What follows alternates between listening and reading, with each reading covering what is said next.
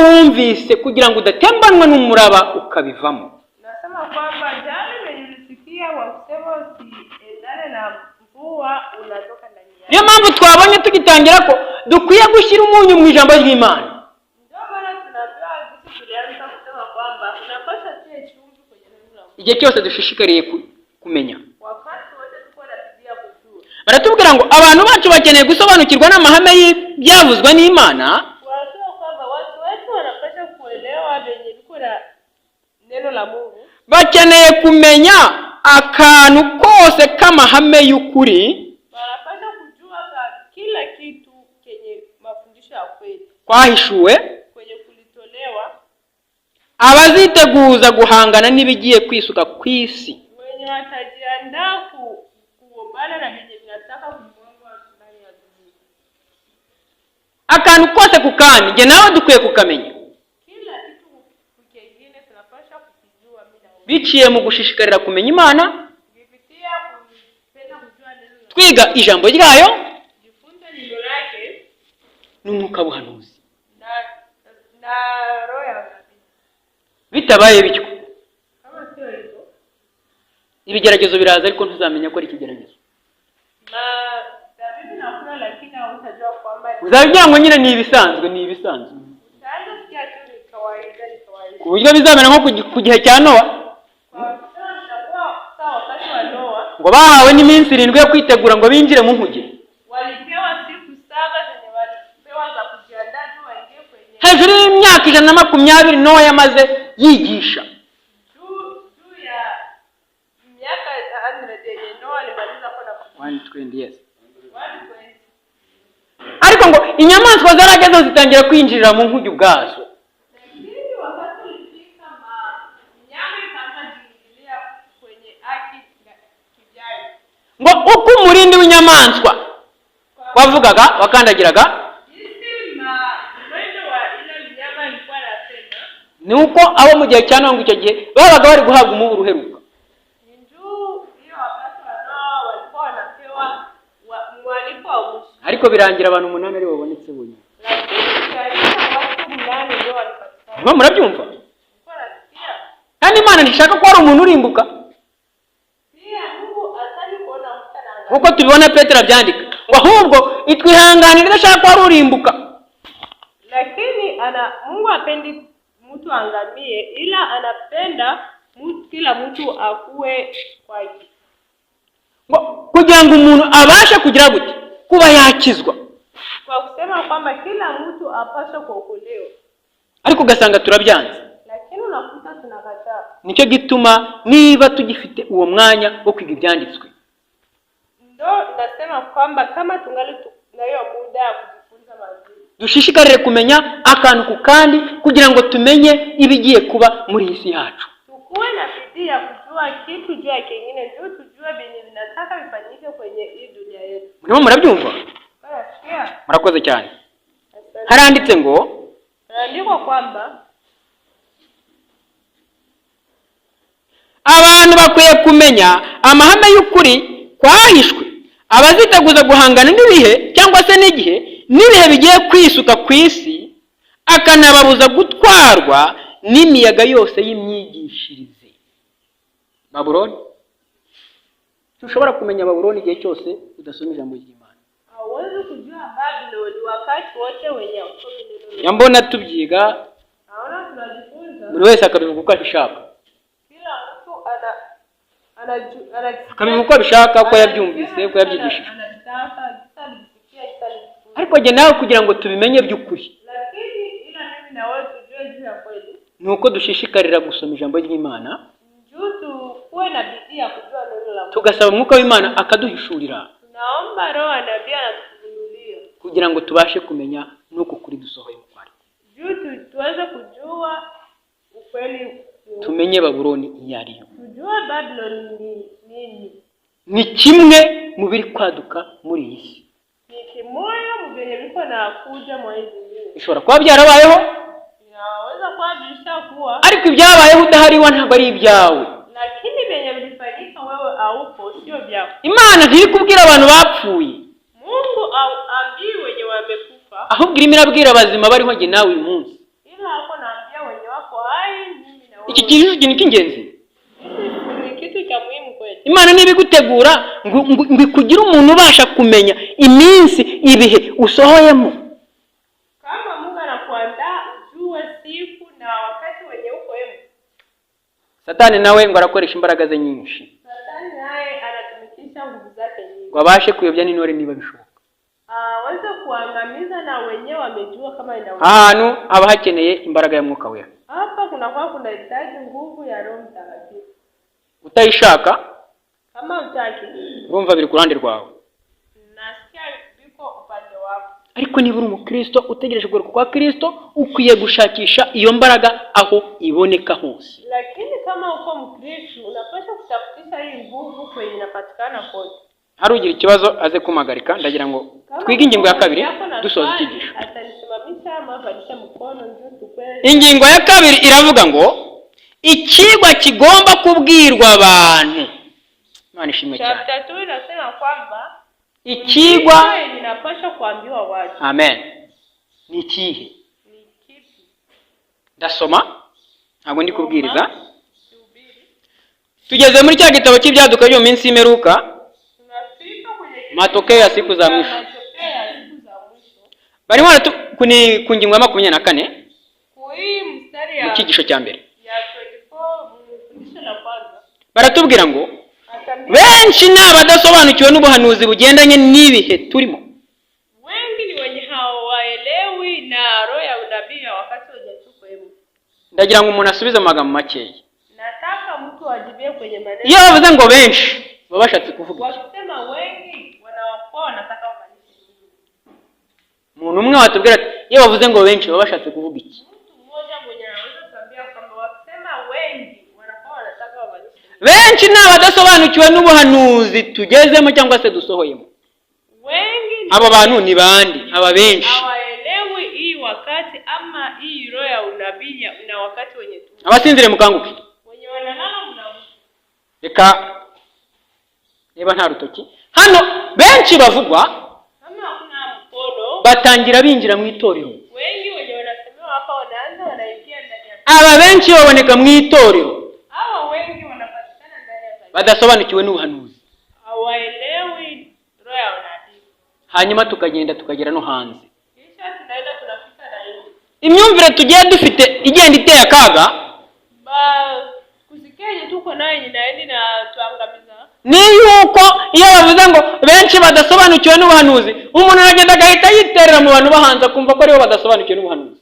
Wakisema kwamba wenye waelewi roho ya unabii, mtu anaenda anajitupa watu wa nje anajisikiliza kwamba ndio wenyewe waelewi roho ya unabii. Muzi impamvu bitera? Unajua ndio nini?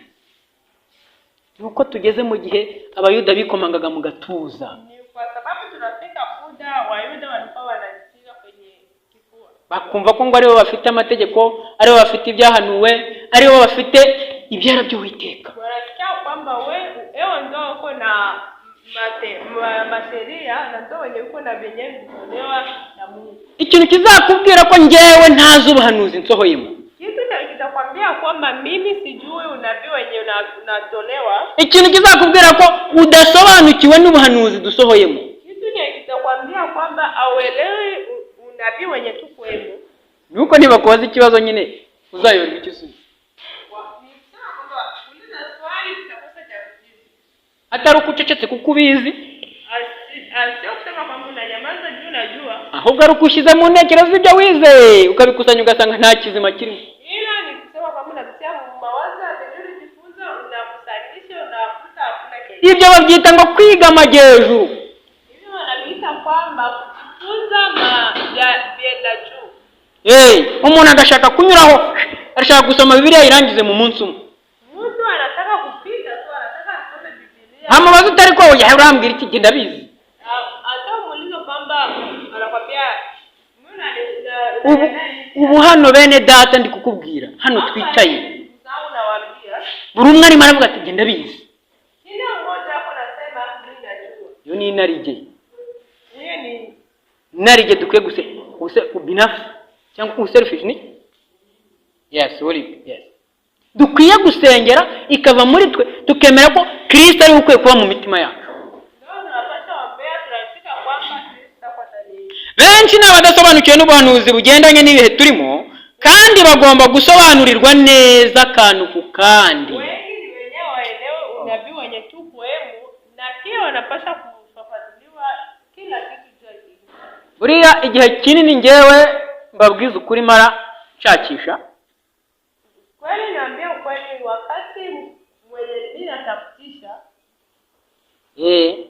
mu buswa mfite, mpumbavu wenyewe niko nao, haba ubwo ndota nk'umurongo muri Bibiliya, sisi nalota mstari wa ndani ya Biblia, nkabyuka nshakisha ndebe niki bishatse kuvuga. nalamuka natafutisha niangalie ni nini ninatamanisha. Ubundi nkababara nkagira agahinda, Kisha anakuwa na umia, anakuwa na ko nabaza ngo ariko iki kintu kirasobanura iki. kwa kusema kwamba nauliza nani nijue kwamba kitu kinamaanisha nini. Buriya akarere kabi tugiye kwitondera. Hapo kwenye kazi mbaya Ni ahantu hataba abarimu, nipate ya kukwagiwa nini ni habe n'abanyeshuri bashaka kumenya. na kupata wanafunzi wanataka kujua. Iyo karitsiye ni mbi cyane. Hiyo kazi ni mbaya sana.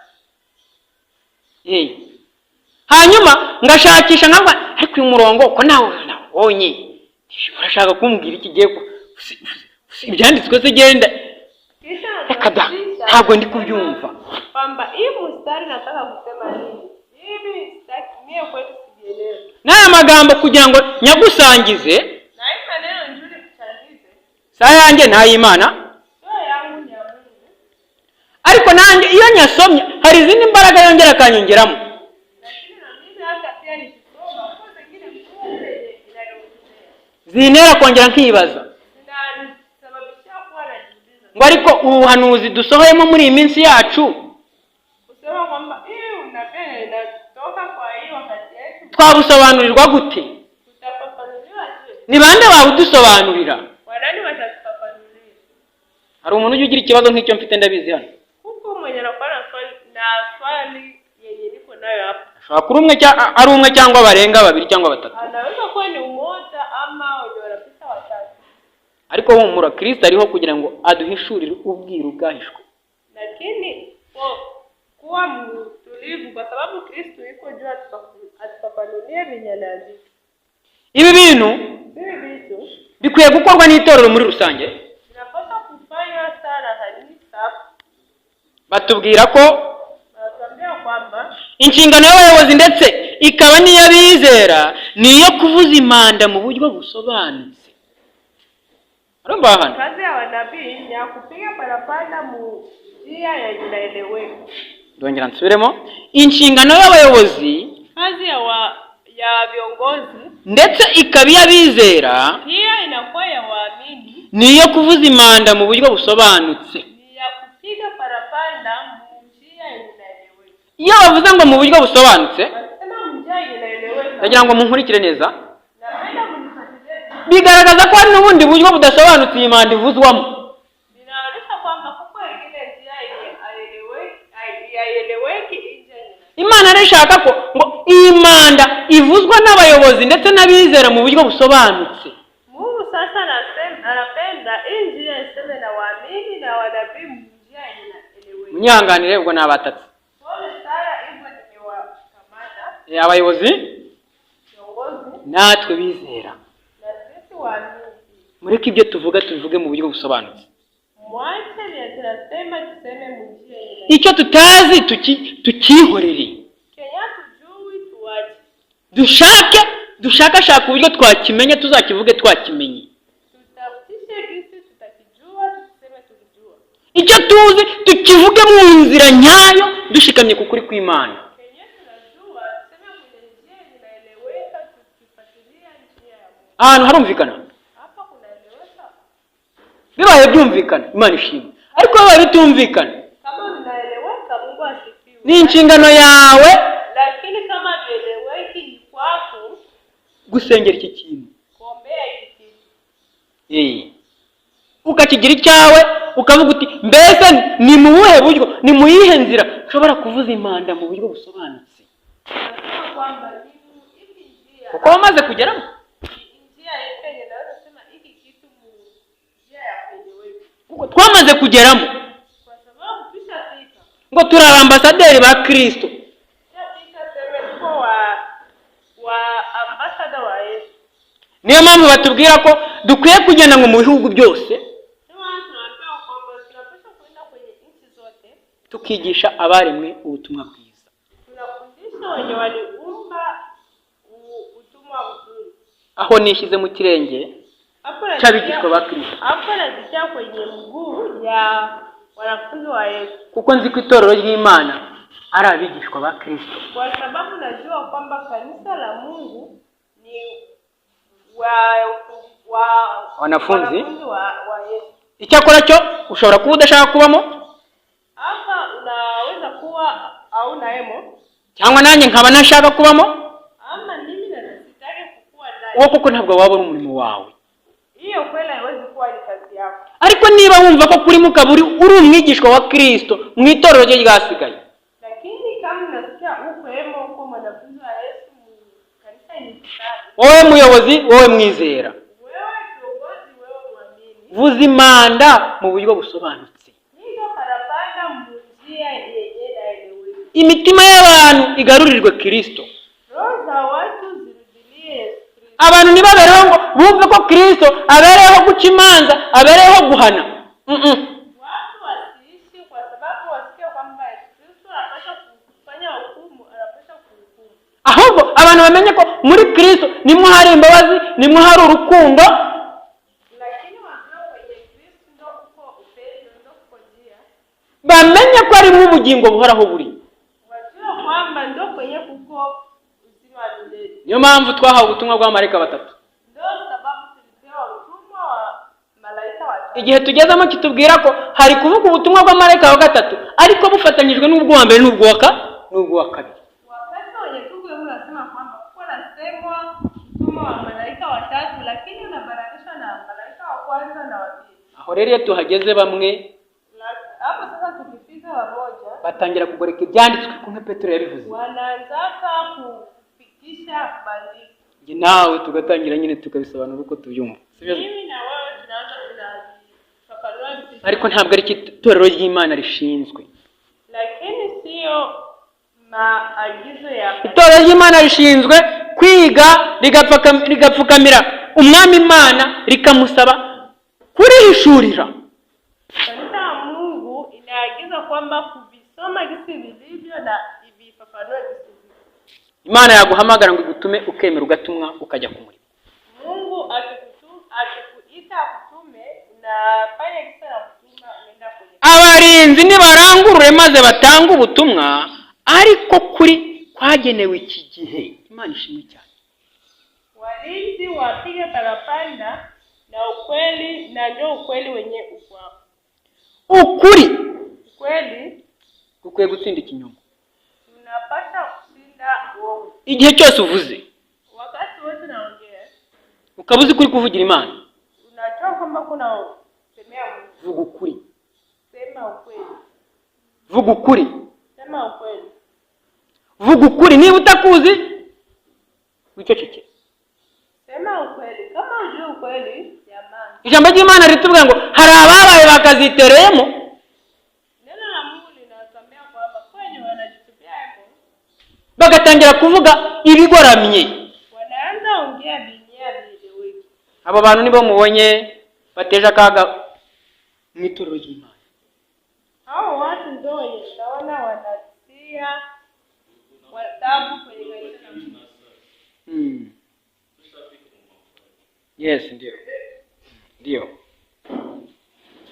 Hano baratubwira ngo Hapo anatambia Imana yajyanye umunsi uzaranga iherezo ry'amateka y'isi yacu.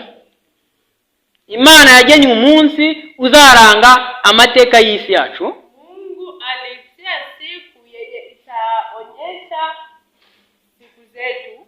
Ubutumwa bwiza bw'ubwami buzigishwa mu isi yose. Utumwa mzuri wa ufalme utafundishwa kwenye dunia yote. Kugira ngo bube ubuhamya bwo guhamiriza amahanga yose.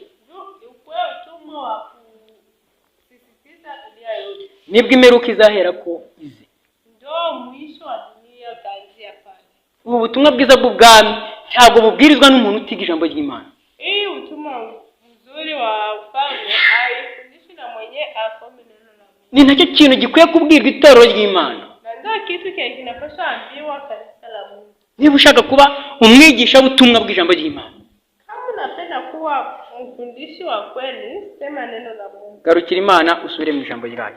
Rudilia Mungu ukue kwenye neno lake. Garukira Imana usubire mu ijambo ryayo. Rudilia Mungu nifikie kwenye neno lake. Ibitari ibyo Kama sio hivyo, tuzabibira ku rutare. Tutakuwa juu ya mwamba. Ibitari ibyo, Kama sio hivyo, tuzakora umurimo tutafanya kazi wo guhembwa Gehinomu. ya kulipa Gehinomu. Yes, gerezani. Gehinomu. Kuko ngo abakora badahamanyije nuko Imana ishaka, Wanasema kwamba wenye wanafanya hawafanyi kazi Mungu anataka. aba ntabwo ari abakozi b'Imana. Hawa sio watumwa wa Mungu. Aba bafite uwo bakorera. Hawa wiko na mwenyewe wanatumikia. Nanjye nawe Ni kwangu na wewe. kandi mujye mwirinda kureba isaha. Nge ndeba izuba buriya. Pia mjirinda kuangalia saa bila angalia jua. Urebe isaha winjiriyemo hano nawe. Angalia na saa yenye wewe unaingia. Ujye wibaza ngo mbese koko isaha yo gutangiraho icyigisho niyo naziye bakaba barengeje isaha twagombye kurangirizaho. Sasa kweli saa ya kwanza kujisha ndio nilikuya wanakawia kumaliza. Twe kujya tuba abantu bagoreka ibyera by'Uwiteka. Tuache kuwa watu wenye wanalalisha mafundisho ya Mungu. Yes. Imana idufashe. Mungu atusaidie. Imana itugirire neza. Mungu atufanyie hivi. Birashoboka ko ntazongera guhagarara imbere yanyu nko kumagaza. Inawezekana nisikue na nisimame tena mbele yenu. Muracyumva ikintu? Ariko umunsi wara w'isabato simpemagaze gutya. Nkaba nanjye nicaye mu ntebe ndi kumva. Lakini siku takatifu ya Mungu nisikuwe na simama hivi na mimi nikuwe na ikanda nyeni niko na. Ariko niba hari icyo wungutse, Lakini kama Mungu ugishimira Imana. Niba hari icyo tungutse, hata kama Mungu kenye utafaidika, usaba Imana ikomeze kukumbura. omba Mungu wako hapo. Nibyo ngusaba nanjye nisaba mu izina rya Yesu Kristo. Amen. Reka dusoze Hata tubalizie n'indirimbo ya 50.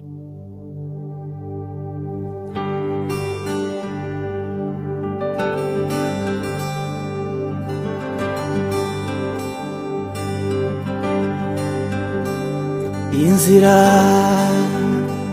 iraruhije kuyinyuramo nibyoroshe.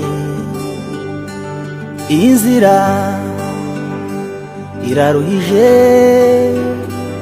kuyinyuramo nibyoroshe. Inzira iraruhije kuyinyuramo nibyoroshe.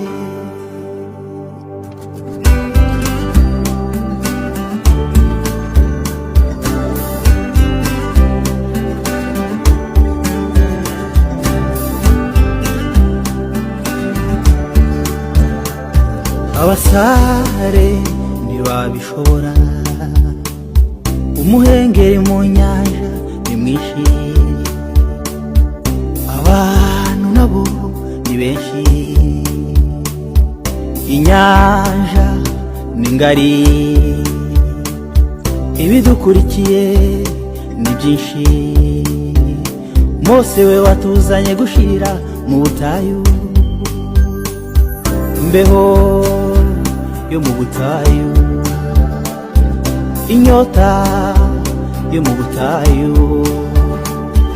izuba ryo mu butayu. Mose we watuzanye gushirira mu butayu, none ko Mose apfuye, umuyobozi w'urugendo, umubabaro ni mwinshi, ubutayu ni burebure, Kalebu na Yoshua murihe, mbese ikanani muzatugezayo, ikanani tuzagerayo.